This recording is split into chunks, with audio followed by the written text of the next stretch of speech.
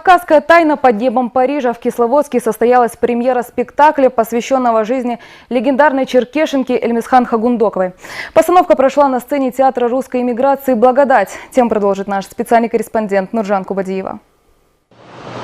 Единственный не только в стране, но и в мире театр-музей «Благодать» свое 25-летие отметил уникальным проектом «Женщины России. Героини Франции». На кисловодской сцене с большим успехом идет спектакль «Кавказская тайна» под небом Парижа. Его главные герои – Эльмисхан Хагундокова и ее отец, генерал царской армии Константин Николаевич, который руководил одним из подразделений знаменитой «Дикой дивизии». Дикая дивизия Кавказа никогда не отступала, только вперед наступала. В честь уважения горцев Кавказа за то, что они вносят такой большой вклад в дело обороноспособного укрепления Российской империи, великий император Николай II своего родного брата поставил во главе командиром дивизии. Вот. А Костя был командиром чеченского полка.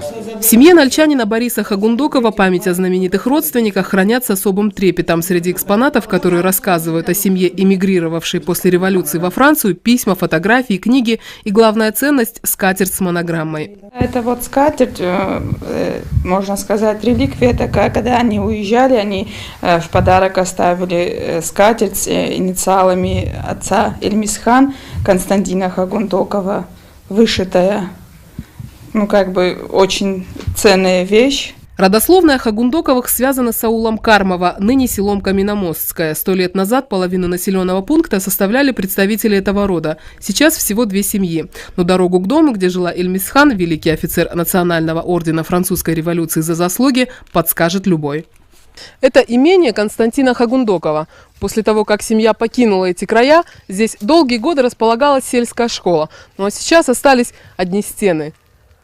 В судьбе знаменитой кабардинки, которая прославилась тем, что во время Второй мировой открыла передвижные госпитали в нескольких странах, еще немало неизвестных страниц. Ведь долгие годы информация о представителях высших сословий, имевших отношение к белому движению, находилась под запретом.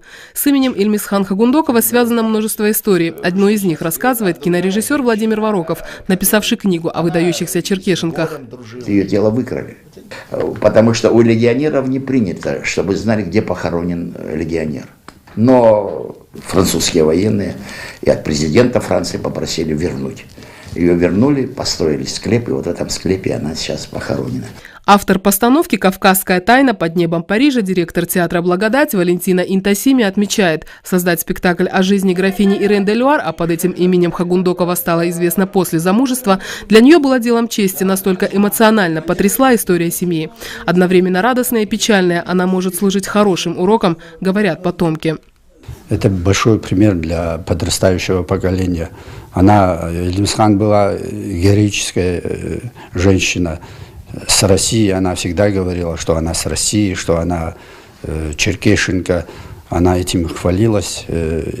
Если это все передавать, рассказывать про это, показывать тем более, это большой пример. Мы всегда горды, что у нас такая женщина есть.